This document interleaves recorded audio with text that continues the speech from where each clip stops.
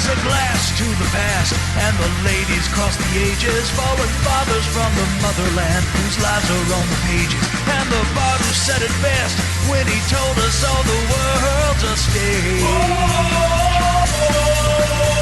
So fellas, grab a glass and lift your spirits to the seventh age.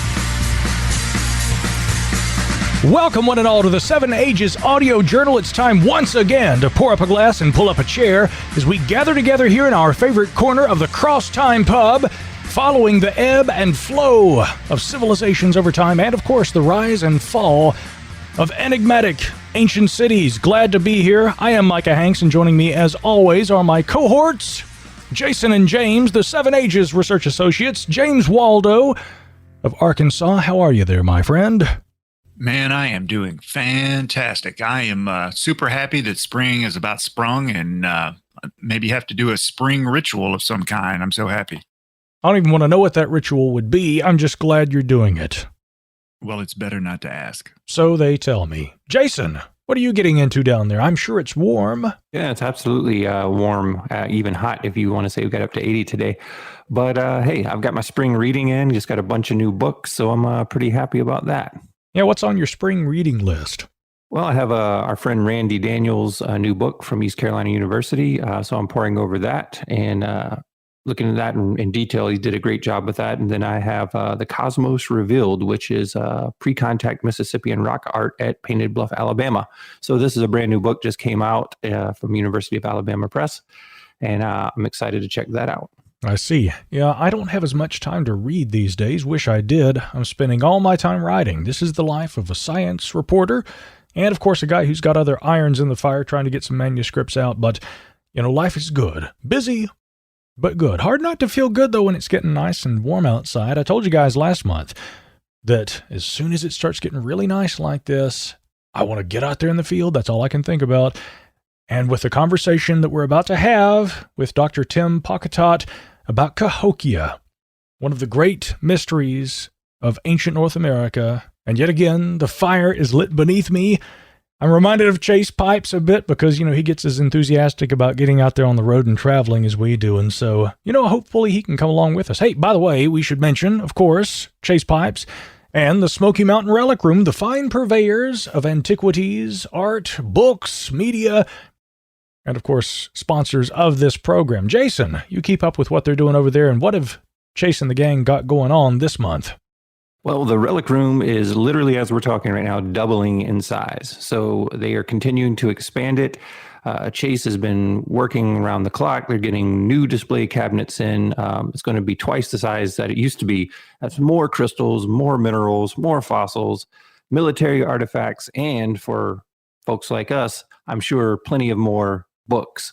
So he's been working, again, long hours getting it ready. I've been following it online. It's looking great. It's going to be a huge expansion to the store, and one more reason to stop by the Relic Room in Sevierville, Tennessee. It's sitting right there on the French Broad River. So if you're heading to Gatlinburg, if you're heading up into the Smoky Mountain National Park, great place to start off your trip. On the other side, the educational branch over at Chasing History on their YouTube, they've been doing some great things. They've got great new videos up, one on the decommissioning of a national monument, which we don't normally see happen, buffalo skeleton discoveries, Confederate dead of Arizona, a lot of great new videos up over on the YouTube. And then over on their radio podcast, great new interview they did with our friend and fellow alumni here at Seven Ages, David Dean, where he's discussing Tennessee's fossil past. And this guy has so much hands-on experience. He really is a legend in Tennessee, both paleontology and archaeology. Great guy, David Dean, and he gives a very informative interview. I learned a ton from listening in over at Chasing History Radio podcast. Indeed. David is really, truly one of the best. We got to hang out with him a short time ago when we were over there visiting at the Relic Room, and so we certainly hope to be back over there again real soon. And, of course, we'll have information about that linked in the show notes for folks. Just scroll right down in your app, and you can find it right there. You know, the word gets around about not only our archaeological interests and our geological interests, but our paleontological interests. And a longtime friend of the program, Tiffany Mack, has been recently sending me a lot of photographs of the fossils that she's finding. Every day throughout the pandemic, she has gone out and walked the property, she says, and she has found a renewed passion for pulling fossils out of the creeks there in Kentucky where she lives. And I got to tell you, some of the photographs are fantastic, but it's fantastic to me also to see people who, when they take to nature and they start spending time really looking at things, they start finding these things, and she's like, wow, I know this is the kind of stuff you guys do. And she's sending pictures. She's like, what would James think about this? Does Jason know what this one is? It's really fantastic. And I would just add to that, there are things in the world all around us that we never pay attention to. And as spring comes, we're always talking about the warm weather, wanting to get us out there and find things. Right in your backyard, often there are things that you never would have known had you not gone and looked for them. And so Tiffany's one of the recent paleontological converts. And of course, a lot of you guys out there often write in and tell us about the things that you're finding too, including this podcast. Steve, for instance, writes in and says, howdy, gentlemen. I want to first thank you guys for an amazing podcast. You do stellar work. I've always been curious about these subjects, but never pursued them until I found this podcast several months ago. Steve says, I listened to the first several episodes while on a camping trip in the eastern Sierra Mountains in January. Great place and time to be listening. He said in one of those episodes, someone mentioned that so many potential early discoveries just lay off the coast, and due to the oceans rising over the years, they are lost. Well, they are maybe not entirely lost, but a lot of them are less accessible right now, we might say. But he says that really struck me when I heard that, especially since I live in the Ventura, California area and drive by the beach every day. I often wonder how much is under the water just a few hundred yards even. Well, skip to last Sunday as I was walking the beach, looking out at the Channel Islands, and lo and behold, you bring up Arlington Man found on Santa Rosa Island. Yeah, Steve says I was literally looking at that island chain as you said that. Ladies and gents, we call that a synchronicity here in the business. But he said, as he was looking out there at the islands, it makes so much more sense to me knowing that the sea levels have risen, especially knowing this coastline, as to why more older discoveries have not been found. Well, the bottom picture, he says, is of the islands, and he sent these along in the email and shared them with us. Thank you very much, Steve. He said, I took these just as you were talking about them, and the other is a sunset from a different beach. Let me tell you right now, too, Steve is a fantastic photographer. These are some incredible photographs. And he says, the bottom picture is of the islands I took just as you were talking about them. The other is a sunset from a different beach. And lastly, he just thanks us for the podcast, he says, for people that didn't know they were into archaeology and are now into archaeology. I raise a frosty pint of Spaten Optimator. It's a fantastic beer. I happen to know that because that's a longtime favorite of mine, too. Hadn't had it in a long time. One of those dark, I believe it's a German lager, but it's a dark beer. And really unlike anything else I've had. Spaten Optimator, indeed. So, Steve, thank you very much for writing and sharing your perspectives. And by the way, I just want you to know, after you sent that my way, I forwarded that to Jason and James, and they were equally impressed with not only your story, but also the photographs. And we appreciate you writing, and all of you guys out there. I just want to bring attention to something else, too. Over there at sevenages.org, we often tell you about how you can follow us on social media and how you can get access to all the other kind of content that we provide, videos on our YouTube channel, original articles there at the website. But we also have a contact form we have just added because I realized that we needed to kind of make it easier for people to reach out to us. And even though our names plus the 7 Ages URL at the end for the emails is pretty easy to remember, having that contact form there on the website, that will probably be a one-stop shop. So if you do want to send along some feedback to us, you can reach us right there via the website. Don't forget, by the way, there at sevenages.org, we also have that donation button. When we go out on the road, when we assist archaeologists, guys, we talk to Chris Moore, Dr. Malcolm LeCompte, all these guys very frequently. And I know something that keeps coming up is, when is the next excavation? Everybody's just chomping at the bit to get back out there. And when we do, when we're able to, of course, there are the expenses that are incurred. There's also the time, and you got to keep in mind, like with a conversation the likes of which we're about to have with Timothy Pocketot, buying his books and getting access to not only his writing, but also to subscriptions so that we can purchase the articles sometimes that we have to read as part of the show prep for this program. There's certainly a whole lot more money that goes into Seven Ages than comes out of it. But thanks to the ongoing support of a few of you guys, Christina Frawley, George Howard, longtime buddy of ours too. Yes, indeed, a few of you guys do support this program. I would love to bring a call to action to the table. If you value this program, consider showing some support for it and the work that we do in terms of trying to bring serious academic archaeology to a broader listening audience and to folks like Steve, who I couldn't imagine anybody putting it better than he did. You know, this show is for people who love archaeology and history, but maybe didn't know that they did. We hope we can always do that. So thanks again, Steve. Thanks to all you guys who support us as well.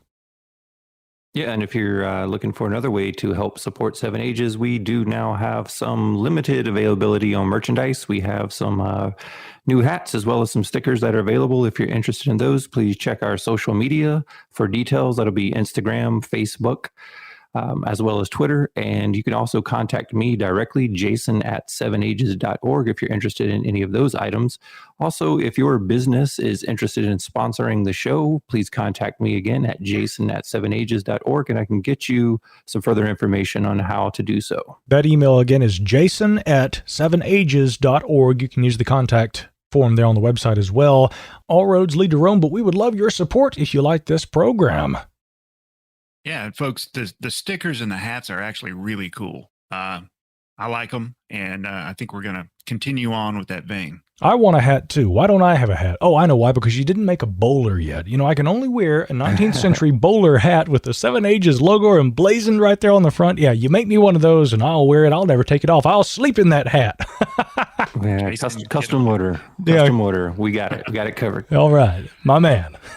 What else? By the way, I think you got some mound mentions to make as well. Yeah, I just wanted to, in keeping with the theme of this episode, I just wanted to direct everyone's attention over to spiromounds.com. Right now, they've got at the National Cowboy and Western Heritage Museum a very special exhibit. It's Spiro and the Art of the Mississippian World. And this is a possibly once in a lifetime opportunity to get to see these artifacts, and they are truly incredible. So the exhibit itself explores the archaeological and historical data connecting the Spiro site to other communities throughout North and Central America. It's really fascinating. The collection of artifacts explores both the archaeological and historical data as it connects Spiro to those same communities, but it discusses the religious activities and the highlights during the legacy of Native Americans who are the descendants of the Mississippian cultural groups. So again, if you're not familiar with these type of Mississippian motifs and icons, it's a real opportunity to be able to see these in real life. Right now, it's going to be available at the museum from February 12th up till May 9th of 2021. And then I understand there's going to be other dates later on for people in different parts of the country to be able to see it. And then all of this is captured in a fantastic book that I did purchase, and it just arrived this week, called Recovering Ancient Spiro, Native American Art, Ritual, and Cosmic Renewal. And that is edited by Eric Singleton and F. Kent Riley III, whose work we are certainly familiar with. Beautiful, beautiful new book. I just started looking through it, but again, that is available as well. All that can be found at spiromounds.com. Excellent. And of course, we'll have that all linked in the show notes for everybody. Definitely check that out. Support archaeology where you are, even if you have to travel to do it, because wherever you go, there you are. Someplace I've always wanted to go, by the way, is the famous Cahokia Monument. And although we have never been there together as a team, I'm certain we will go when things begin to get back to normal in the months ahead. For the time being, though, we want to travel back in time, enter the theater of the mind, if you will, and try to understand the dynamics of one of the great mysteries of ancient American archaeology. Because here we have one of the largest and greatest cities anywhere on the continent in pre-Columbian America. And yet its mysterious rise is almost as enigmatic as its mysterious fall. What led to the collapse of Cahokia? And how could a city center, the likes of which had never been seen on this continent in the ancient world, rise so quickly and then as suddenly disappear, even before the European arrival? All of these questions will be on the table with our guest, who we speak with tonight, Dr. Timothy Pocketot, as we probe the mystery of the collapse of Cahokia right here on the 7 Ages Audio Journal.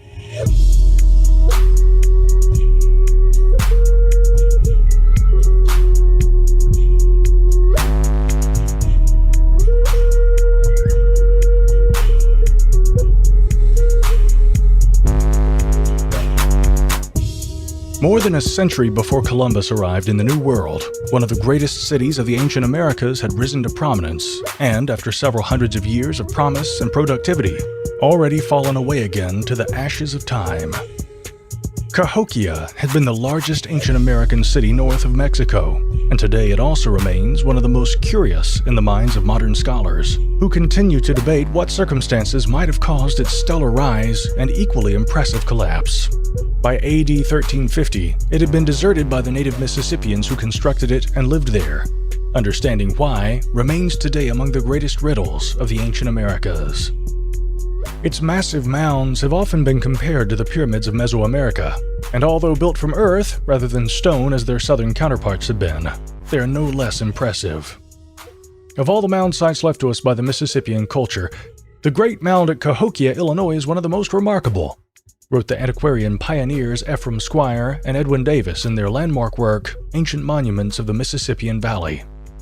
It has often been described, and all accounts concur in respect to its great size, Squire and Davis wrote. The following approximate plan will serve to give an idea of its general outline. It is, of course, much rounded, and its regularity to a great degree destroyed by the storms and changes of centuries.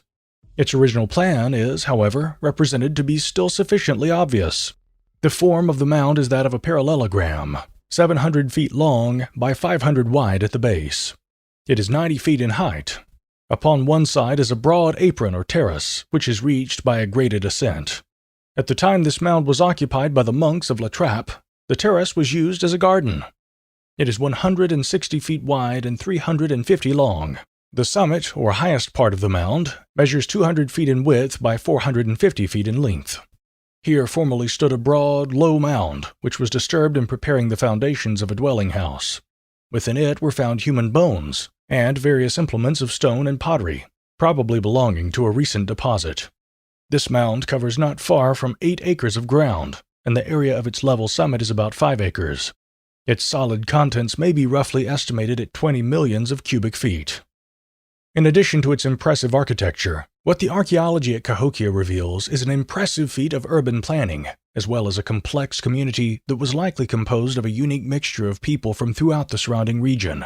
Examination of human remains recovered from Cahokia show that up to a third of the population had been from someplace else, making it one of the earliest cultural melting pots in the pre-Columbian Americas. At the city's massive monk mound, the political and spiritual leaders of Cahokia would likely have gathered in a large building at its summit to hold meetings and ceremonies. The mound rested at the heart of the town center, which was surrounded by a massive wooden palisade which stretched for nearly 2 miles in circumference around the city. On either side of the massive wooden palisade were the residential areas, where small thatched-roof homes formed villages linked by pathways similar to the streets which run between houses in most urban neighborhoods today. A primary roadway running from east to west carried traffic between portions of the sprawling city, allowing the transportation of food and other commodities which included corn, a key crop grown by the Mississippians, and fresh meat brought back by hunters from the surrounding region.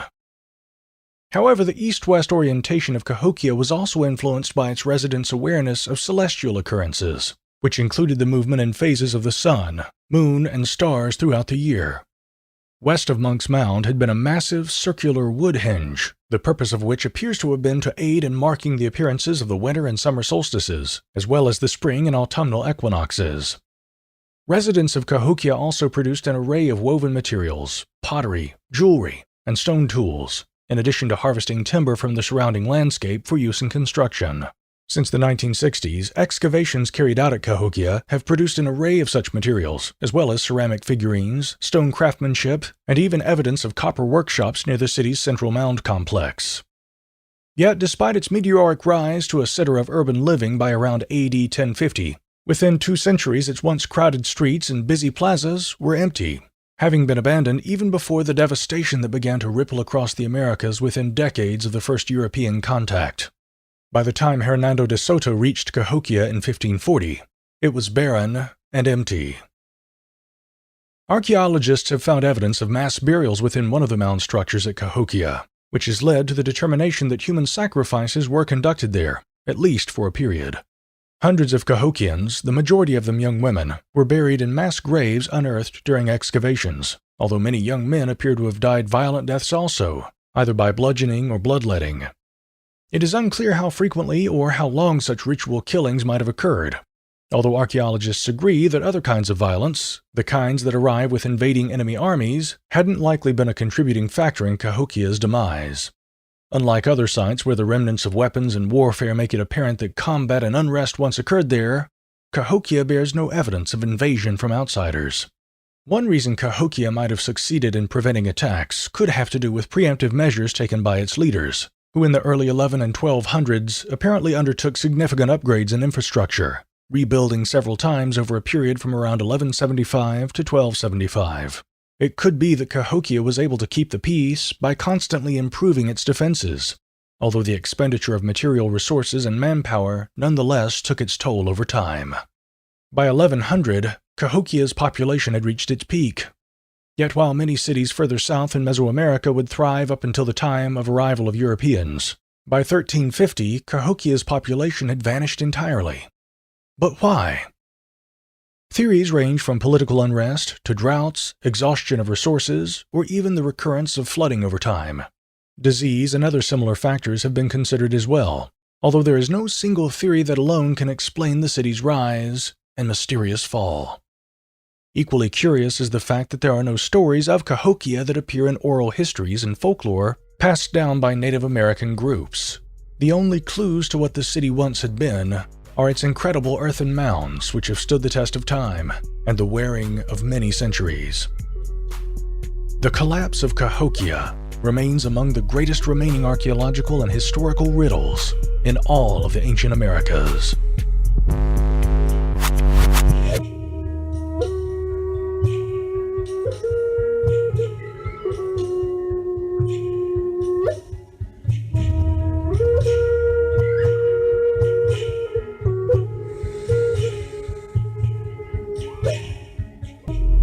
Tim Paucatot is the Illinois State archaeologist, a professor of anthropology and medieval studies at the University of Illinois. He is the director of the Illinois State Archaeological Survey, one of the largest archaeological research units in the United States.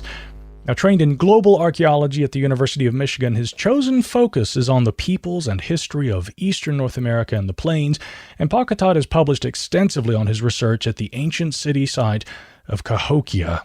And we're going to be talking about that with him tonight, as detailed in books that include his well-known Cahokia, Ancient America's Great City. Dr. Paucatot, thank you for joining us here on the Seven Ages Audio Journal. Well, thank you. Happy to be here. It's always great to have a guest of your stature. And, Cahokia is one of those things that really captures the imagination. And looking at a site that's so significant to the history of North America, this is not something that you just ran into or discovered later in life. You have a lifelong attachment to the site. So looking back to your childhood, what was the first time that you experienced Cahokia, and what impression did that make on you? It was on a trip with my father, who drove a truck, a delivery truck. And one day a week, sometimes once every few weeks, he would drive right through the middle of the Cahokia site, which of course has a highway through the middle of it. Actually, there's a couple of them. And I remember I was probably just 6 or 7 years old, being surprised and impressed and asking questions at that point. And he really didn't have any answers. But that memory stuck with me, and because we lived half an hour, 45 minutes to the south, and so there were other opportunities in the years that followed to visit that place, and that whole region is jammed with archaeological sites, and so all kids who get out and walk through farm fields will pick up artifacts, which I also did. And so that reinforced, this early impression of something in this region that I needed to understand, which led me to archaeology. And when you went down that path of archaeology and you finally decided, hey, this is a career that I'm going to be involved with, did you have the desire to go back and be part of the legacy of Cahokia, or is that just kind of where your career ended up? It was always there as something I wanted to do, but I definitely explored other options. For a while, I thought I would maybe work in Madagascar. I have always also been fascinated in Mexico. Haven't done my own serious work there, but I keep entertaining the idea that maybe I will still. Many other regions attracted me as well. I was advised once to work in Fiji, which had the kind of archaeology of complex societies, early complex societies that I was interested in. And there came a point when I had little kids in grad school that it was like, the best option here is to go to the Cahokia option, since I knew it pretty well. And I knew the people who worked in that region already, and I could build a good, research problem and dissertation as a grad student. Certainly. One of the things also about Cahokia that's so interesting is that it is maybe one of the single greatest enigmas, I would say, in American archaeology, in the sense that we had this, this city complex that rose to prominence, and even, prior to what we would identify as the historic period, or rather post-Columbian contact, it has seen a rise and a fall. We're going to discuss all those dynamics with you, but maybe to go all the way back, the site didn't reach its peak for centuries beyond when first habitation began there.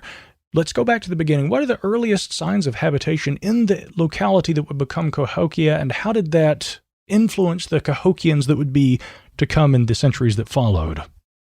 Well, the earliest habitation there in that locality goes way back, not quite to the Paleo-Indian period, certainly to the early Archaic period, because that's when after the glacial ice had melted and the water had drained through the valley, that landscape became occupiable.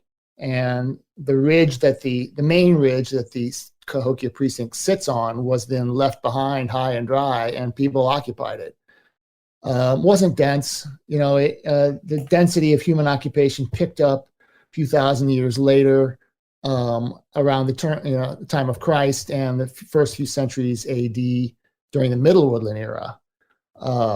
And there, in that region, people started building burial mounds. Again, it wasn't the occupation wasn't as dense and the habitation as complex as you see like over in Ohio.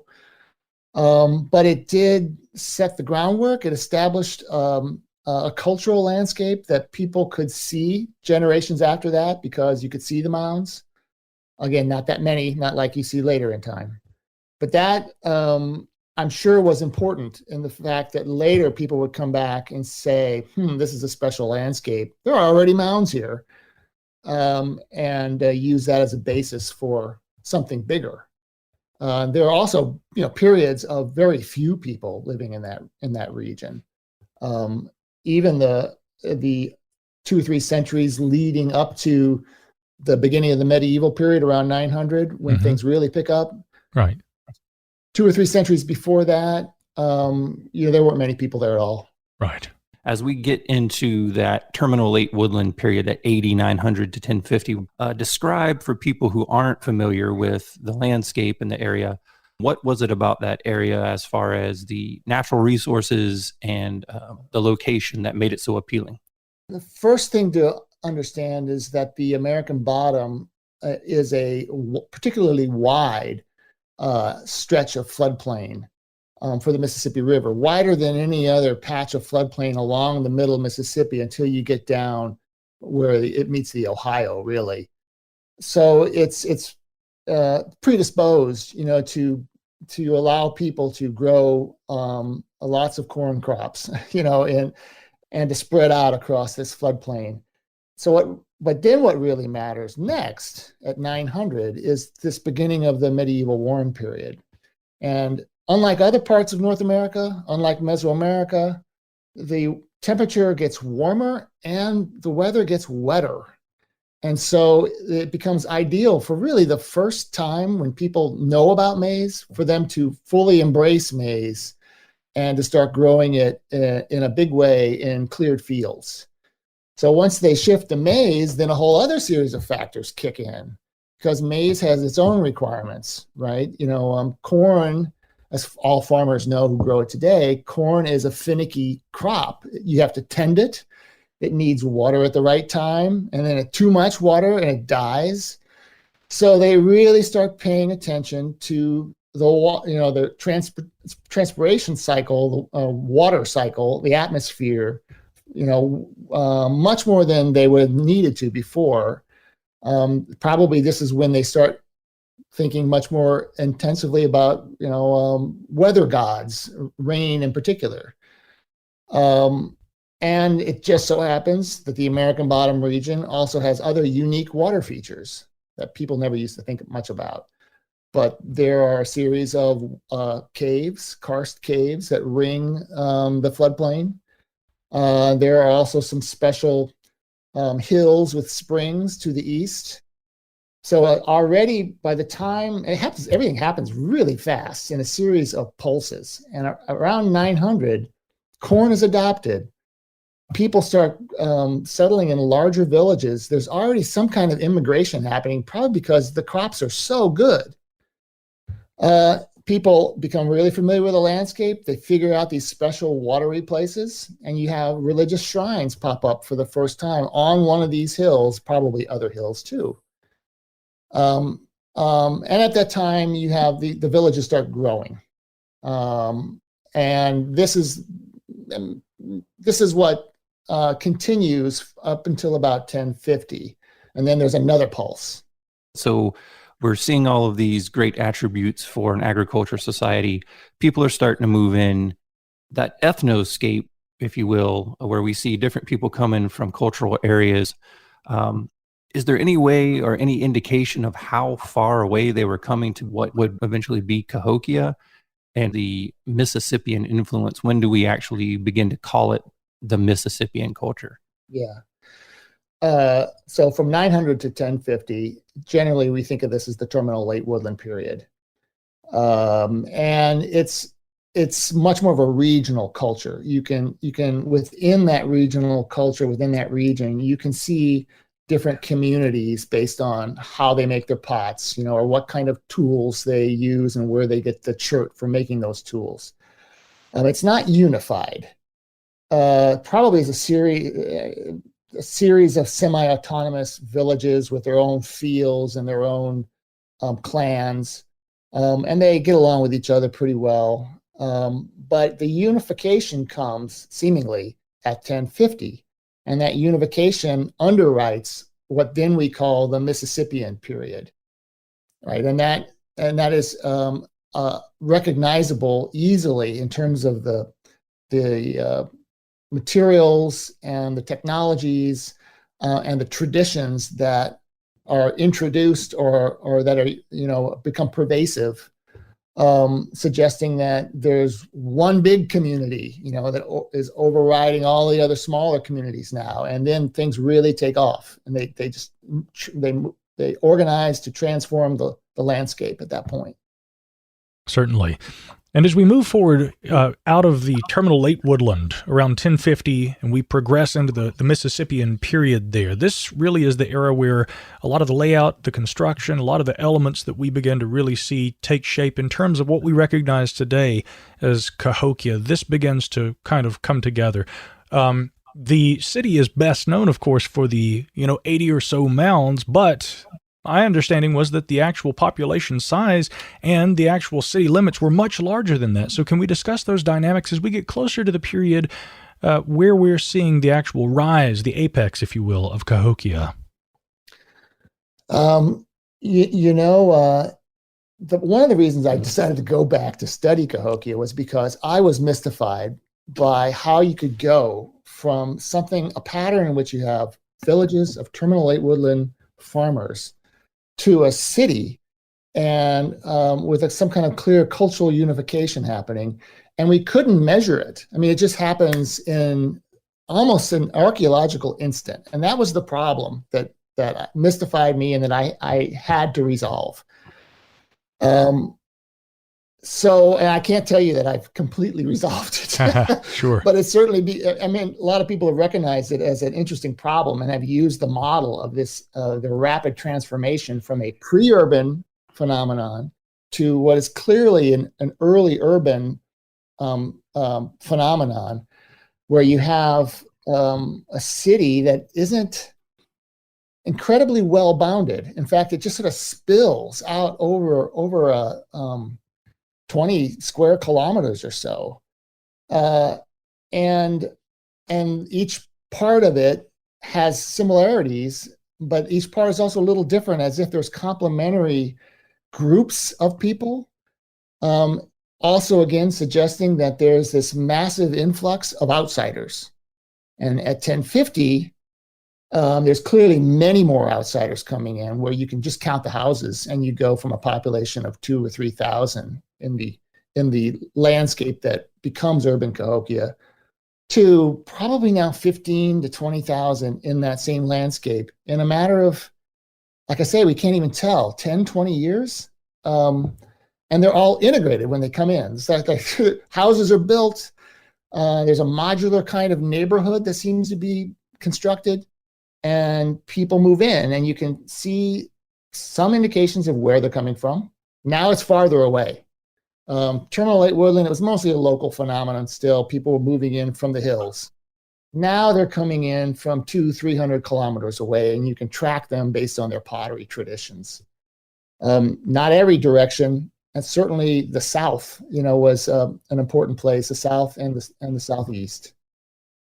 And when I say it's urban, immediately after 1050, I say that because it looks like there are institutionalized religious cults, or I guess religious institutions that are implanted within the new neighborhoods. So it's organized by some kind of central authority. Maybe it's a religious authority or a combination politico-religious authority, and they pack people in. And it's not based on kinship anymore. It's based on this other authority or this new order. That's one thing about this that's so brilliant to me, is not only the speed in which it happened, but how would you bypass regional, political, and cultural, linguistic boundaries, things like that? What is it that drove Cahokia as a city so that everyone was on the same playing field? Do you think that the unifying portion of people coming together was based in the religion, or was it just the safety, the food that Cahokia provided? Are there any archaeological indications for what was really the glue that held the people together? Yeah, and the quick answer is it's all of those things. But it's certainly not just agriculture. I mean, you can have agriculture, and you did big corn growing societies that didn't produce a city like this, but yet produced, amazing amounts of corn and other crops. So it's not just that. It is some kind of idea that's probably very much rooted in the landscape, that may also be some from Mesoamerica, I increasingly think, that it works and people recognize that it works. And you can see that it's working, for instance, by the fact that, one of the first things they do at 1050 is build the central core of the main precinct of Cahokia. That means there's an incredible amount of labor. We were estimating there's at least 10,000 people working on building this plaza in the central core in a very short period of time. And then right off to the side of that plaza, you have the borrow pit, in which they had removed earth both to level the plaza and to build these big pyramids all around this plaza. And it's filled with the residues of festivals, probably, religious festivals. I say that because it's mostly the debris of people eating, like really well. Big catfish, berries and nuts, prairie chickens, and other really nice cuts of deer. There's one layer from one feast that we are, I think, conservatively estimating about 2,000 deer were brought in and butchered and fed to people, and they're filleting. You can see that they're not actually eating all the meat. They're just filleting big steaks off and tossing these semi-articulated deer parts into this pit, and then mixed in with all of this really rich food debris, which, by the way, was buried. And so the excavators in the 60s, when they opened this pit up, they discovered it accidentally. They were really impressed by how badly it smelled still, because the material was still rotting down 3 meters down. But mixed into all this debris are religious artifacts, things that were pulled out of temples, strands of beads, nice pots, a lot of smoking of tobacco, pieces of the ancestors, a few bits of parts of people that probably had been held in temples that accidentally end up in this pit because they're being used in the ceremonies. Smoking pipes, all these other special objects that were used, broken, and then thrown into this pit. Hence, again, more indications of the Cahokians are very organized, and there's a religious motivation, and that is attracting these people. The thing that impressed me the most about the Mississippian culture, and specifically Cahokia and some of the other sites we visited in the past, is the high degree of engineering involved in the structures that they built, in the low walls, the long straight lines and almost perfect circles with squares inside circles and circles inside squares. I did not realize what great engineers these people were. And then I started to wonder, how did they come about this knowledge? Was it developed there? Did it come from Mesoamerica? And then how did they transmit it to each other? Because there's sites that are sort of like blueprinted sites where they go around the different areas of, the middle part of North America and rebuild these sites. How are they doing that? Do they have standard units of measurement? Do they have, dedicated workforce for this type of thing, or what? Yeah, I mean, all really great questions, of course, and I now am relatively convinced that they are curating knowledge. And there might even be knowledge that goes way back to the Hopewell in Ohio that is curated along the Ohio River, maybe down in Mississippi, and eventually reemerges at Cahokia. And they would curate this just the way that traditional Native North Americans still do. And that is, you wrap things that are special up in sacred bundles, and you keep those sacred bundles for your entire life, in a temple, and then you pass that on to an heir or to another bundle keeper who basically buys it from the previous priest or bundle keeper. And these memories are encoded in those bundles, and information like, how do you build a mound? How do you build a temple? How do you align that temple to the sun or the moon? These things are in those bundles. Now, I'm sure a lot was lost. This was not a perfect the word is escaping me now. A perfect delivery of an old bundle into a new world centuries later. There's a lot that was lost, but there are little hints at Cahokia of, say, colored fills. Yellow and black colored fills show up in Cahokia mounds. Where else do they show up? Ohio Hopewell. So you have to wonder if something like that made it through. Here's another interesting thing that we just really realized 10 years ago. And it's due to us excavating enough of outlying, seemingly religious shrines, and then working with archaeoastronomers to deduce the fact that we have around Cahokia a whole series of lunar aligned sites. Cahokia itself builds in lunar alignments into its city plan. It's thick around Cahokia, and you look around the region or the whole of Midwest to who else has lunar alignments before or during the Cahokian era. You're hard pressed to find them unless you go a little to the south and Little Rock, Arkansas, at the Toltec site, yeah, And then even farther to the southwest into the Caddo region, which is, rubs right up against the Toltec site. And you have these lunar alignments there at 900 before Cahokia. You could also go to the southwest, and they also have these same lunar alignments there before 900. So it may be that this lunar knowledge swings over from the southwest through Caddo through the Toltec site. You also, however, have it in the Hopewell centuries earlier. Where you don't have it is all around Cahokia before you get Cahokia. So clearly Cahokians are importing this knowledge. I bet it's coming in the form of sacred bundles that they have acquired or they've inherited. And they basically open up the bundle in the American bottom when the time is right, and you build that knowledge into the landscape again, now with an urban dimension to it. And that's something that I've never heard anybody else actually touch on. So that in itself leads to many other questions I have for sure. But as we begin to get into the portion of Cahokia growing, we're looking at the layout and construction of the site. We have Monk's Mound, which is sort of the central focus, if you will, the largest mound there at the site. And then we have the plaza as well. When we're looking at Monk's Mound itself, what really defines the site, speaking of the engineering, what are we looking at as far as size, volume, and estimated manpower to build something on that scale? Each one of these things you mentioned, the big ones, Monk's Mound, the plaza, even some of the causeways that I haven't really mentioned yet, you're looking at thousands of person hours of time. The plaza is the one that was built probably in one fell swoop.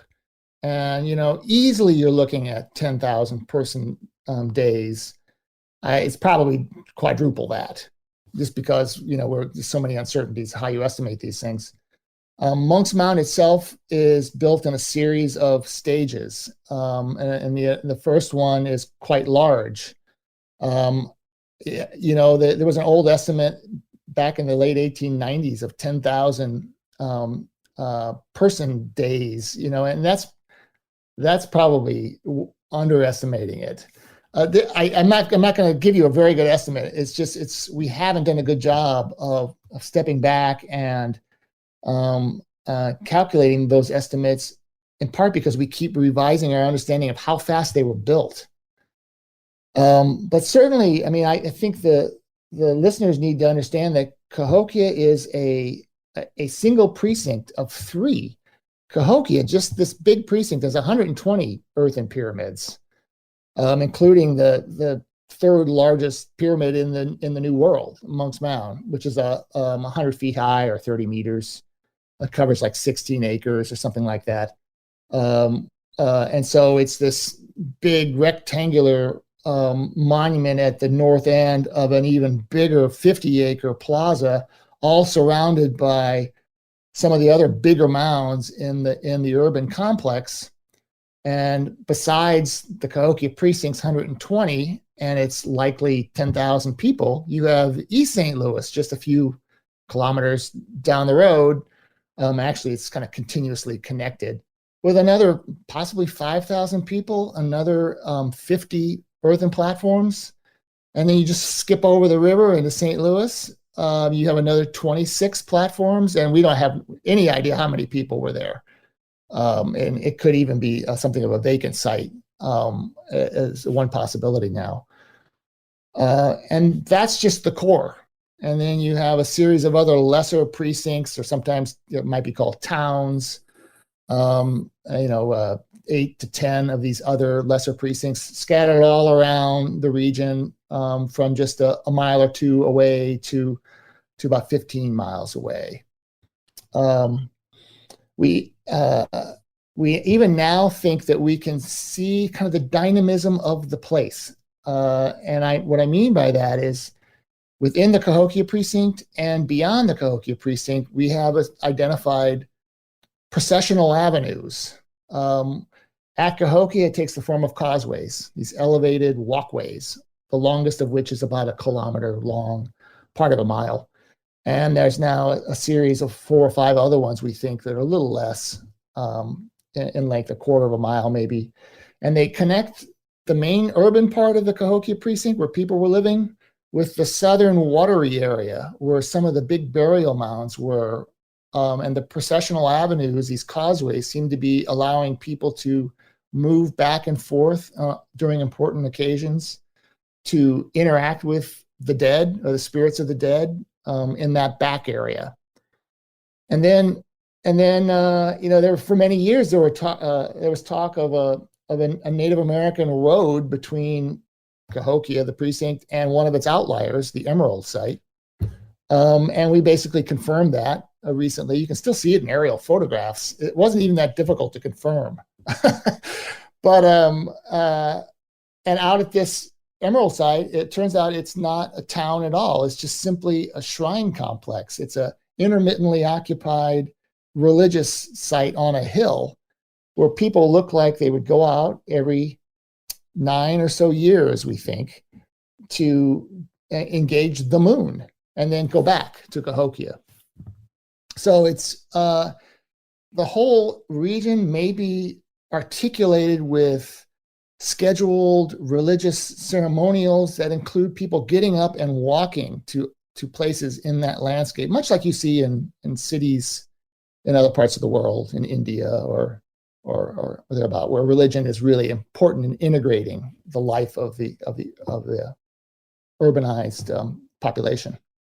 Also on the subject of the construction of some of the actual temples, and for that matter, the mounds themselves, something that I've often wondered about is the difference that appears to exist between, it's actually quite evident, the North American and then the modern, what we would call Mexico and Mesoamerican construction methods. Stone primarily further south, earth and mound works further north.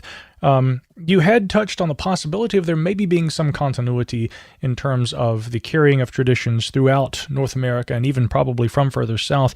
What can we discern archaeologically or otherwise from the reasons for the differences in the construction types and the materials used?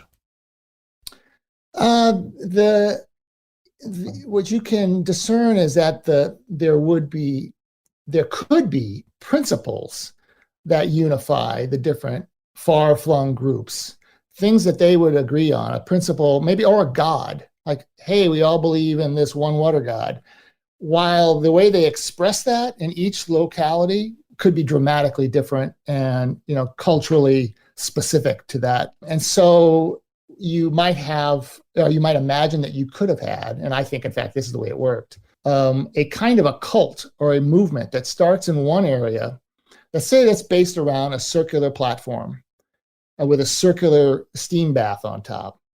And that is a certain god that's connected to that temple. And if people who visit this place, let's say it's in northeastern Mesoamerica, are impressed by the powers of that place and what those people are able to do by building that circular pyramid, they may well stay there, learn the secrets of that, perhaps wrapped up in a bundle, eventually go home, reopen that bundle and say, now, I brought back this one god.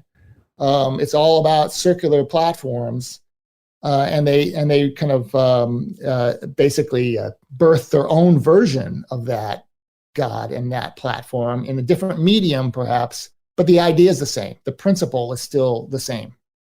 Returning again to alignments and again going to Emerald Mound to focus on a lunar entity, if you will, is there any indication as we begin to kind of unwrap maybe some of the religious basis at Cahokia? Is there anything indicative of a lunar god, a female god? Generally when we're talking culturally, it's, sun is masculine, the moon is feminine. Do we see any connection to that? Do we have any indication of the gods themselves? It's a thick web that we're trying to work our way through there. There is no clear representation of a female god like holding an orb, that you could think like, oh, there's the moon. However, a lot of the descendants, not all of them, but a core group of descendants who became different tribes, have those associations: the female deity, agricultural produce, land of the dead, and the moon. And you can pick up those same associations in the archaeology of a place like Emerald, or Cahokia, or many of the other sites around this area. this way. So, for instance, we dug at Emerald for 5 years, and we went there in part just to figure out, is this a town? Is this a habitation site? And is there a lunar basis to this, based on just looking at some LiDAR, thinking, wow, that's weird, a weird alignment. And so we dug along the alignments, and in different parts of this artificially modified hill.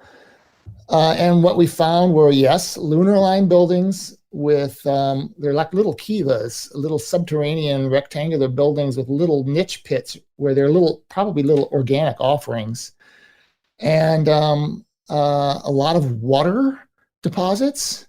And water among descendants is also connected to the moon. The moon is a water bringer. It's a rain bringer because of reasons that farmers know today. You see a ring around the moon, and it means warm fronts coming in. It's going to rain, and there are other reasons. But so at Emerald, you see the lunar alignment, the watery deposits, and in one case, a female sacrifice. In a watery deposit. So it's not perfect.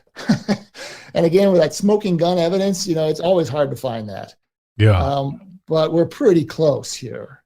Certainly. I guess it's also further complicated to some degree by the fact that we also have what you might almost call the mysterious absence of writing, because compared with the technological sophistication that would have been required and was required for not only the construction, but the city planning and all these other sophisticated aspects of this society, there does not appear to be any evidence left behind of written language, which would help things. But, maybe you could speak to that point and the absence of the written language in ancient North America. Yeah, well, what they have at contact is picture writing. Plains groups, some of them possibly with Cahokian bloodlines, do map out, take a piece of deer hide or something, and they'll write a story in pictures. And those pictures can be somewhat standardized. When you look at Cahokian pottery and other media, but pottery is where it really pops up, you do see standardized pictures, almost like glyphs. Well, they are glyphs. Mm-hmm. And I suspect that they were at the very first stages of separating those glyphs and using them in ways to constitute an early picture writing. So they never made it. Although I think their descendants carried it a step further, out in the plains, and they tracked they told stories about years past based on those same kind of pictures, which I think really is something that's coming out of Cahokia. Yeah, and regardless of whether it's language or not, but we're looking at these units of standardization, we would be remiss not to talk about the wood hinge. Describe the wood hinge as far as the archaeology goes, and what do we know about the use of the wood hinge? Let me step back even before Cahokia. The first wood hinges now look like they are at the Poverty Point site in Louisiana. They're down. They're smaller hinges of posts. We don't know much about those yet because they've only shown up in some geophysics. They're better known then again in the Hopewell of Ohio. We have not only circular earthworks, but within those circular earthworks, you have clear wood hinges. So there are precursors to these, and the question kind of goes back to what we were talking about earlier, like, well, did that knowledge get transferred? And that's pretty much guesswork right now. We certainly know that we have a wood hinge that's rebuilt repeatedly at Cahokia, right downtown, and when it's first built around 1100. And there's another one of these pulses that we were talking about that happens around 1100. The creation of the wood hedge and some other big wooden monuments in the downtown area of the Cahokia precinct are part of that pulse. But the wood hedge is actually a series of posts that aren't the biggest posts that are seen at Cahokia, but they are certainly very much, they're very accurately geometrically arranged. And there are at least 5 and probably 10 to a dozen reconstructions of wood hinge of variable diameters. I don't remember the exact dimensions now of each one of these, but we're looking at a super large Sundance circle of 60, 70 meters across, I think of the biggest one. I could be wrong on that, but what every time they rebuild it, and it's continuous for 100 years, they're rebuilding the Woodhenge.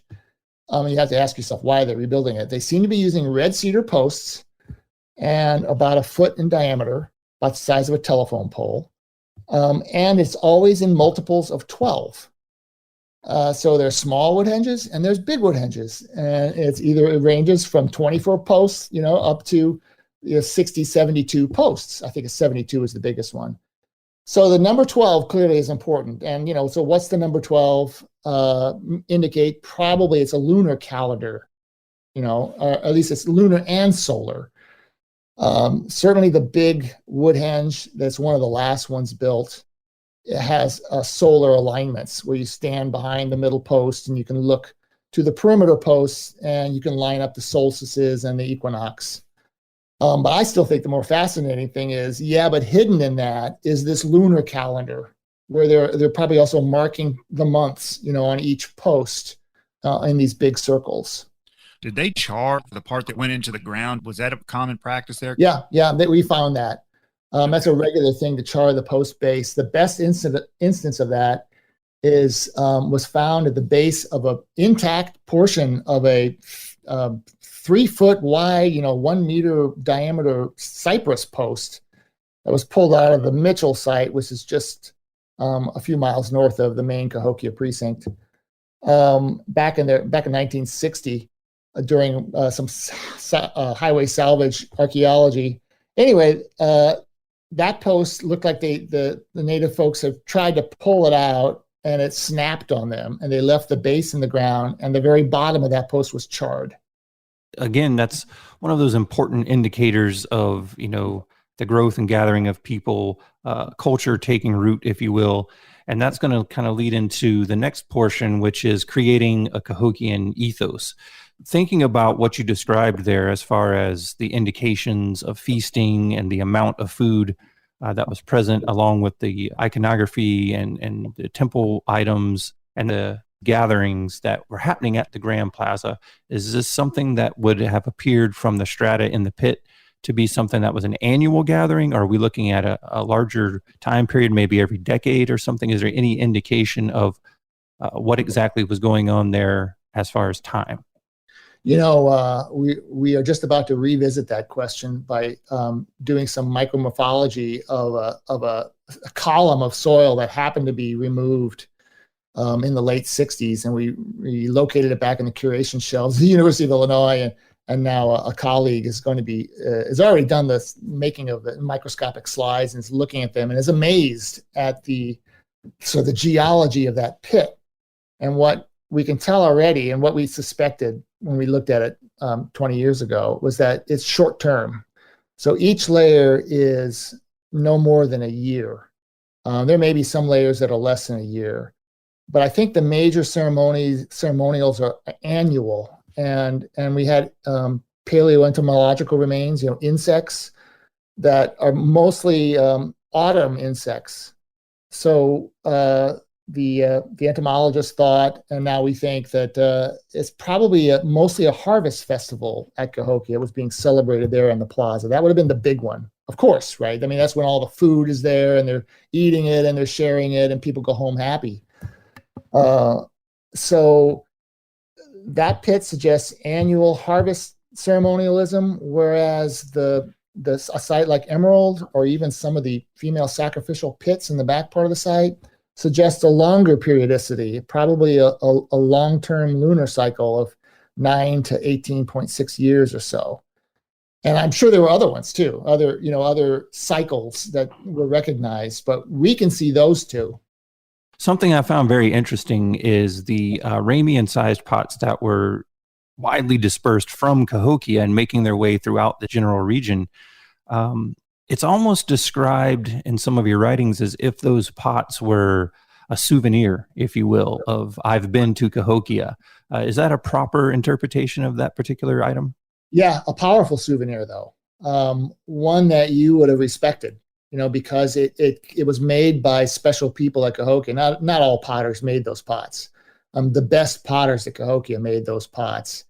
and were probably heavily subsidized, to produce those pots. They probably cranked out, dozens of them in a season so that they could then give them away during these ceremonies.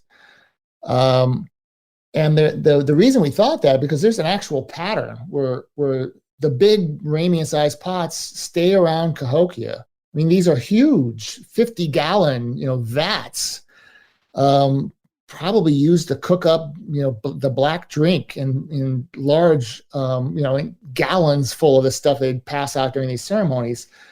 And then as you move away from the side of Cahokia, but you're still within their region, the pots get smaller and smaller. So you end up at the outskirts of Cahokia with, little gallon-sized ones if you're lucky. Because, I mean, these are awkward. It would have been really awkward to carry these things, especially full. They didn't have draft animals, so they couldn't pull these things very easily, except maybe on a hand-pulled sled of some sort. So you have to leave with the smaller pots. Now, when you go way out far afield into other localities, people who might come in and visit Cahokia, those people tried to copy Ramian-sized. So they had their own little cottage industry going back in their home region, making their own versions of Rami. But you can always tell they're not nearly as nice, as the ones centrally manufactured at Cahokia itself. So is there any indication that any of those works were somehow marked by the artist that created those, where they would say this was made by this person, or just like in modern times? No, and people have looked for that sort of thing. The current thinking would be that they didn't think of themselves as individuals as much, whereas here's my pots and I'm better than that lady over there. It's much more of an endeavor that would have been recognized as community property. And made for the community as by someone who's part of that community. Some possible descendants, even bundle pottery making like that, where only certain potters or certain clans were allowed to make the pots for a ceremony. And there's no indication among those descendants of a individualism emerging like that.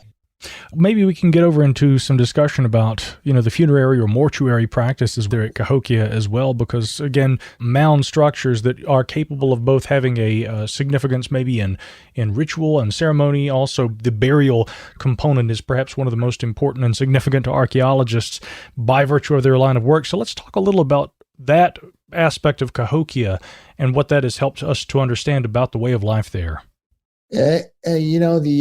The burial mound phenomenon at Cahokia is another one of these singular characteristics of that place, and really that place alone. Their descendants, when Cahokia breaks up and you see a movement south and somewhat to the west, there's no indication that the kind of burial mound construction and the elaborate burial features within those mounds is reproduced. Right. In fact, it's maybe one of those things that people wanted to not do anymore. You can imagine, because this involved human sacrifice, that it might have been something that certain segments of the population fully rejected at some point. Now, it's also human sacrifice as it appears at Cahokia, appears at 1050. There's no indication that it's there before. And you look around the Mississippi Valley and you're hard pressed to find human sacrifice outside of the Caddo region in Texas and part of Oklahoma and Louisiana, or Mesoamerica. And early on, archaeologists just assumed that this was a Mesoamerican idea that was brought up. And there's maybe some reason to think that. Sure. There's also reason to think that people are sacrificed on this lunar cycle, because the bodies are often aligned to a significant point, on the horizon where the moon would rise or set every generation or so. But mostly the significance is they are willing to sacrifice people starting at 1050. And there's every indication based on some past isotope work that it's both locals and foreigners. It's not just captives. It's also local people giving up their daughters to the greater idea or the gods of this new city, which is, it's difficult to wrap your mind around this. I've had discussions with some descendants or descendants of neighbors of likely Cahokia contemporaries, and I think they all would agree that there's probably a positive aspect to this. It was a sign of so the ultimate giving of your kin group, to the land, and that wouldn't be bad. So this was probably very seldom was this a negative thing. Although, I don't know how many times a family would have to give up, a person to be sacrificed for it to become a negative thing. I would imagine it could be a political thing too. There's at least one mound where it looks like there were women and children sacrificed of a certain bloodline, which may be ceremonial and political, and eliminated a whole kin group. But it was repeated. This was not every year. There are 16 or so of these ridgetop mounds, which again are unique to the Cahokia region, and they look like they're built from 1050 to about the early 1200s, maybe 1250.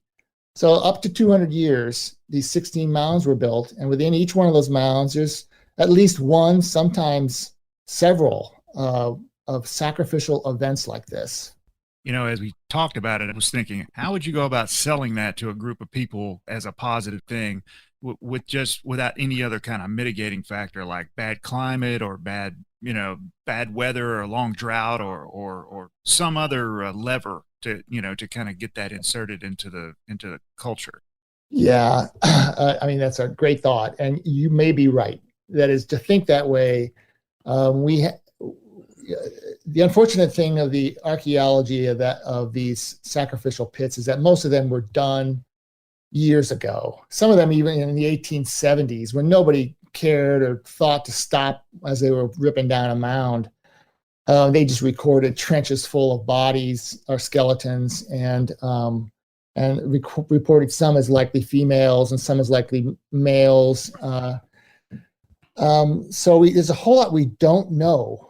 Unfortunately, and the better archaeological data came in the 60s, 50s and 60s, but even that, it's spotty. So you have to interpolate a lot between these scattered data points, and there just aren't really. We can't even date some of these sacrificial pits very well. There is some hint in the more recent excavations of a single sacrificial female associated with a large post or a post pit, that some of them may date to a period of droughts, like you were possibly thinking. And this could be an appeal to the thunderers or to the rain gods, and you do that by connecting them with the fertility god, the female fertility god. And you're basically, by making that connection, you're praying for rain. That's possible. That young girl that was excavated, actually we didn't fully excavate her, we just left her, in place, was buried in a watery deposit, and the temple around her had been exposed to rain. So it seems to be that sacrifice was connected to some kind of rain event. And again, I think a lot of people don't realize this was incorporated into Cahokia. But as we explore these, we have to talk about Mound 72, because I think of everything that we've discussed in this portion, it best represents most of the features that we're talking about here. Now, of that particularly group-oriented mortuary ritual, there's so many little key pieces to it that I think are vitally important to kind of understanding the culture at Cahokia at 1050. One specifically that I think can give us the most insight would be the beaded burial. So for people who are not familiar with that particular one that's found in Mound 72, give us a description of that burial and why it was obviously important at the time. So the Mound 72 is a small ridgetop mound. And then when I say a ridgetop, for people who don't quite know what that is, it looks like the roof of a building, of a hipped roof building, And that's what I suspect that they represented, a house of the dead built out of earth. So there's no flat top, it's a ridge top, like the ridge line of a roof. And this particular mound is one of the smaller ones. Some of these ridgetop mounds were huge, some of the largest mounds at Cahokia, but this was a small one that in the 60s, a guy who was looking for marker posts, a well-known archaeologist, Melvin Fowler, thought he'd look there for a marker post. And instead, he found his marker post, but he also ran into these mass graves. And there were up to a dozen events, burial events, sequentially in that mound, starting around 1050, going into the 1100s. Most of them were female sacrifices, in one case associated with a post, the removal of one of these marker posts. There were 2 or 3 pits where it was mixed gender, men and women. In at least one case, it was clearly a brutal execution of what were likely enemies. And that's part of Cahokia too that we haven't really talked about. Cahokia clearly had enemies, or at least people who had been their enemies that they took care of. But so that little mound had this just incredible number of mortuary events. In one sacrificial pit, there were 53 younger women, and maybe 1 or 2 effeminate men mixed into that group. That gives you the idea of the scale of a sacrificial event. It could be 1 younger female, or it could be 53, which is, that's Mesoamerican scale sacrificial event. And that you have to also wonder, surely people had to question, at least some people had to question, the legitimacy of the authority that would do that to a lot of people. Well, especially when there's so much food and so many other resources available, and also a degree of control within society. You mentioned, for instance, the fact that there's evidence that they were housing someone that was an enemy. Most of the archaeological data shows very little evidence really of warfare, but there nonetheless were certainly fixtures, battlements and things like that were for protective purposes. So it seems that maybe there was a sort of a system, that they had, prisons, that people were imprisoned for various reasons, whoever these people who were imprisoned were. And so when you begin to see these sort of rudiments of society coming together, would you guess that perhaps that and the sort of structure that is brought to society is what moves people somewhat away from the old idea?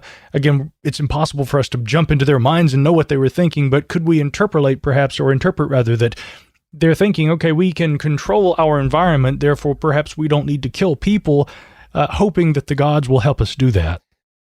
You can certainly expect, and you can even see that you move from an order early on with this feasting and this building, these big mounds of corporate communal coming together, and a new scale of community on the order of thousands.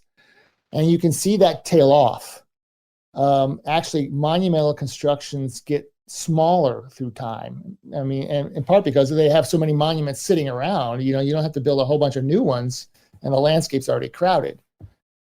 So there's some evidence for that notion that, yes, of course, things were changing. You build it, they come, but then they might change their minds, when you see the direction that it's all going. And that could well be why, you see the breakup of this city, this whole phenomenon with what may not have been severe droughts. They were droughts, but it might have been enough for people who had several generations into this had thought better of living this way. That's speculation, but people do leave, and you can tell that they leave, and they don't leave all at once. There's one moment when there is some kind of intentional elimination of certain kinds of ceremonies, and then a downsizing that happens as part of that. The regional population gets smaller. And that seems to be a moment, and this comes around 1150, and this is during one of these drought periods, when there may have been some questioning of the supernatural basis of this. The people may have been like, if it's not working, maybe the gods don't like this. And I say that because that is when you see certain types of mounds, the circular ones, and certain types of ceremonial buildings, especially the circular ones, but also some other ones, go away. They're not built anymore after the later 1100s. Certainly by 1200, things have changed, and that seems to indicate this, changing sensibilities, changing notions of whether it's working or not, and whether this is something they want to continue. Yeah. And maybe it could even be said that it's very rare to find a situation in early North American archaeology where you have enough time and enough, consistent habitation to be able to observe those kinds of possible factors. Well, another factor that we definitely need to address, what we refer to as the Southeastern Ceremonial Complex, or some people refer to as the Southern Cult. We see Mississippian sites now, a large deposition of associated artifacts that seem to be calling back to Cahokia as that center point. So as the Southern Cult or the Southeastern Ceremonial Complex begins to grow within that region, what are we to make of the power of that centralized religion or belief as it begins to spread in places like Spiro? I think we are to make that it may have been the spread may have been facilitated by the demise of Cahokia. The demise, or at least the weakening of that northern power, would have allowed something of a freedom to others, even if they're hundreds of miles away. The ability to engage other people who aren't Cahokians, especially on that river, where Cahokians, I would imagine, controlled that river from time to time anyway. So it may not be so much Cahokia spreading, at least directly, but as Cahokia weakening, and then other people reimagining, Cahokias where they are, or even making contacts with other folks in other places, and and having a new kind of cult emerge that's somewhat based on Cahokia. Certainly, Spiroans have lots of Cahokian things, but also is based on new relationships. So, for instance, the Caddo, if you look at that artwork, there are lots of ways it resonates with Mesoamerica that Cahokian artwork does not. So I would guess that they are actively cultivating long-distance relationships, very intermittent, with Mesoamerica, and in part because they're down, in Oklahoma, Texas, whereas Cahokians are farther north. But they may only be able to do that once that Cahokia has, become diminished. Yeah, that makes sense. When we look at, again, some of those indications of what may have been kind of central to the religious stabilization of the region, the falcon warrior that we see so often in Mississippian sites, the long-nosed god, or what some refer to as redhorn, we saw a lot of that on one of our trips down to Etowah Mounds in Georgia, very prevalent with the falcon warrior ideology there at that site, and also Moundville down in Alabama. Is there any direct relation of those entities back to Cahokia as the source for those, or were those independently created? No, they're not independent. There's not necessarily, it depends on how you define direct. There's not necessarily a direct movement of people, let's say, from Cahokia to Etowah, although there could have been a few people that did that. But there's seemingly a corridor that opens up across the southeast between the Cahokia region late in its history and Georgia, that you do see more Cahokian influences, as if there is a movement of ideas through this corridor. It's not so clearly worked out as in terms of our understanding how that how exactly is that movement happening through that corridor. We don't have that worked out very well, but you can see that there is a historical connection between the two.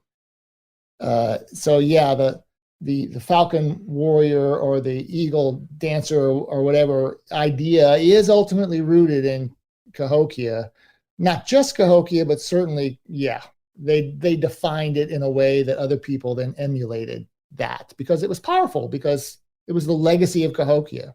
The legacy of Cahokia. And that really brings us to one of the greatest questions with all of the work that goes into building it, with the concentration of people who resided there. We see the rather incredible rise and then the fall in pre-Columbian America of one of the largest city centers. There are a variety of reasons why we think this might have happened. In likelihood, perhaps it was a combination of factors having everything to do with, everything from climate to other examples I'm sure you can outline for us. But in your opinion, Tim, what do you think are the factors that really caused the escalation of what became the downfall of Cahokia? I have been pursuing this notion that it was driven by climate. Now that sounds like that's a really old idea, and it's true. But we have new climatic data, Yeah. and the rise and fall and the little perturbations along the way map so well onto the hydroclimatic data which we have from cypress trees, from that region and from adjacent regions, that it's hard not to think it rests in large part on that. Now, the key here, though, is it may have been the kind of perturbations or hydroclimatic shifts that wouldn't necessarily cause all civilizations to collapse. I don't think they would have made much difference today, if you get the kind of difference in rainfall from year to year that they had. But for a people who were basing a lot on a religious, belief in water gods and, corn, to have any hint of doubt in those gods and the people who you were giving tribute, to intercede with those gods, that might have been what was sufficient to drive people away. They could grow corn somewhere else. Like, why would they need those people like Cahokia to intercede for gods that don't seem to be, doing a real good job right now? So it's very definitely, it's kind of a hydrocultural dynamic. I mean, it's both culture and hydroclimate together that people would have been perceiving annually, through weather. Did the rains come or not? Do you try human sacrifice? And if that doesn't work, there's nothing left to do except move out of here. And that does seem to be the trajectory. It in a stepwise fashion, population leaves. And that correlates pretty well with increased drought. Certainly. What about other factors, though, perhaps in terms of population density? When you've got a lot of people living together, the potential for disease may increase. There could be other things, too, that could be problematic. I mean, there may be more potential even for civil unrest. Could some of those, both societal and maybe even epidemiological considerations, also be factors? Yes, very definitely. One of the things that Cahokia did not do a good job of is urban infrastructure. We look with difficulty to find a ditch, that they would have used to drain some neighborhood. There are a few.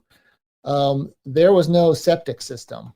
And yeah, you can imagine you pack in several thousand people to an area with no septic system, you could have disease. Yeah. Yes. It's also pretty clearly the case that Cahokia, in part by being so successful early on and by establishing there's some outlier colonies up the Illinois River, down the Mississippi, some of the other secondary rivers, those colonies then succeeded. And 100 years later, they become the enemies of Cahokia. And so you have some fighting that develops leading up to around 1200 when it gets worse. That seems to be from places that they helped to found, generations earlier. One thing that I found very interesting in my reading was the presence of walls being erected, protecting those sort of final vestiges of the medicine lodge. Yeah. So when we're looking at that culture and the ritual, what is it about that particular building or structure, the presence of those bundles that you talked about earlier and how important they seem to be to the culture? what are we to make of that final vestige of protecting that particular structure? I don't think you can exaggerate the importance of that moment in time and the attempt to protect those buildings. I think all of Cahokian knowledge, and especially the all-important ceremonial knowledge and the access to the gods themselves, are in those bundles. And then, of course, the caretakers, the human beings who are taking care of them, that's, they have there's high stakes involved in protecting those. It's not something you see a whole lot among at contact, in terms of like people, an enemy group raiding into a neighbor and like running off with the bundles. But there are accounts in like the early Spanish conquistadors, De Soto, where the enemies of one town would raid the other towns and they would attack the temple and they'd defile everything in that temple. And that included the bundles. So I would imagine that's what was going on at Cahokia. It was some outside raiders, probably just 100 miles away, maybe, coming in because they thought they were the heirs to all the wondrous things about Cahokia, not the people who are guarding these bundle houses at Cahokia itself. Anyway, if they could get in and damage, defile, ruin the sacred temples with their sacred bundles, that would definitely cause a loss of faith among the local citizens who were like, okay, that it's gone now. The power is gone. If it's not in that bundle and it's defiled, that's it. So if you don't protect those houses with those bundles, you have lost the game. It seems very much like, it could very well be argued that a sort of socio-climatological complex was really what was happening, which led to the downfall, which may really shed some light on this next question I have for you. Tim, I've often wondered if Cahokia could spring into existence in the relatively short period that it did, why there weren't similar manifestations that occurred thereafter, at least over the course of the next century, leading up to Columbian contact and Europeans arriving in the New World, but perhaps climate and also these social factors influenced the reasons for, there not being a second Cahokia experience, so to speak. Yeah. That's a hard one. And it takes almost a continental view of, well, where did the people go afterwards and how successful were they when they moved there? It's also difficult because we're only now coming up with these climatic models that will track the entire interior of the continent. And one of the things you see when you do get that kind of information is the climate change is really spotty. The little ice age is coming on and things are getting colder. Some places fare better than other places. And it's hard it would have been impossible to predict if you were living at that time, what it would have been like in your particular region. So, and then now we look back and we're not, we're just trying to figure out, like, well, how good was the climate? Did it rebound in the Cahokia region or not? It definitely rebounded in adjacent regions.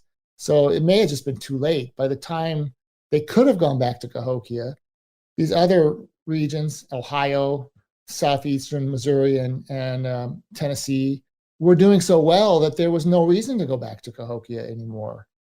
And by that time, the Europeans arrive and the French move in and they find this vacant landscape in the American bottom and they set up this great colony where they're farming, they're growing the corn at that point then. I guess you sort of answered the question I was going to ask a little bit, but, my question, I guess, is where did the people from Cahokia go? Where did they disperse to? Probably not one location or two, maybe, several locations. Yeah. $1 million question. We definitely think, given the way it came together, that there were probably always ethnic groups within that city and the whole region throughout time. Near the end, you can see some Northerners coming down in the late 1100s. There's people from Northern Illinois, and those are probably Algonquian speakers, whereas a lot of the locals were probably speaking Siouan languages. And then I suspect that you had also Caddoan speakers there, at least in certain kin groups that would show up, dignitaries, if nothing else, and live there. So that means you have these fault lines through Cahokian society that, were easily reopened. And then, in fact, yes, we do seem to see people moving in clumps, through over 100 years rather than in even, abandonment kind of process. So I have kind of avoided your question, where do they go? It's guesswork, based kind of on where people are in the 1400s, and that they have some of these Cahokian attributes, some of their religious architecture. It's a good bet that they go down the Mississippi, at least into the Boot Heel of Missouri and Arkansas. It's a good bet that some of them go up the Missouri River, out into the Missouri Trench and the eastern Great Plains, where they had connections, good relations up to that point.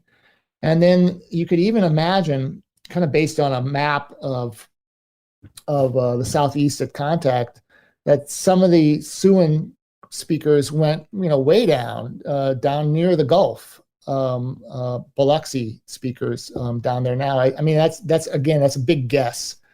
Some people have suggested even some of the Choctaw could be descended from Cahokia.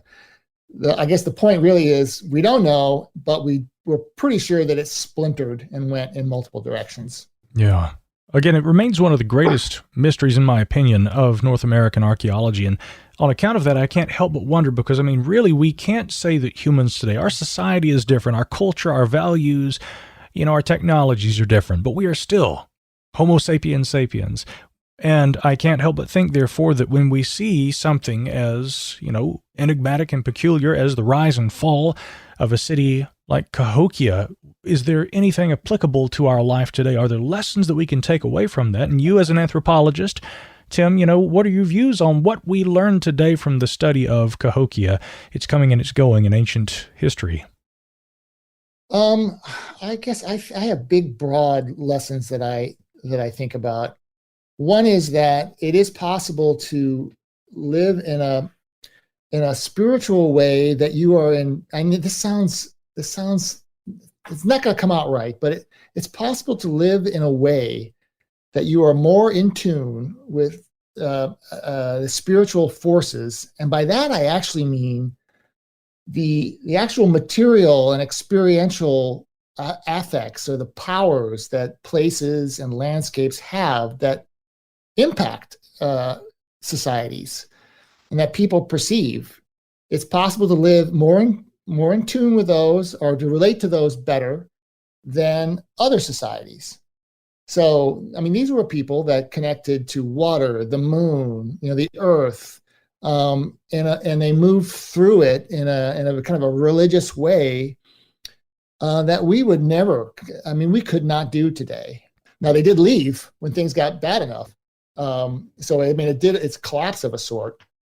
But I think that there's something about the way they lived with climate change that is important. I can't quite put my finger on it, but they lived with it. They didn't fight it or really cause it as much as we seem to be doing today. I also think there's a lesson to be learned in alternative arrangements. There are many other kinds of possibilities. There are many kinds of urbanisms. Why do we think that it's one kind of thing and that we have the best one? I think Cahokia is extreme in some ways in the kind of urbanism that we see there. It's unlike other early cities. It's like them in some ways, but different in other ways. And I think having that sort of in a toolkit can only help us going forward. And as we think about what are our alternatives, like maybe we should try something different. And what are the possibilities? Well, let's look at Cahokia. What do they do right and what do they do wrong? Fascinating. I want to thank you again for joining us here on the 7 Ages Audio Journal. My pleasure. My great pleasure.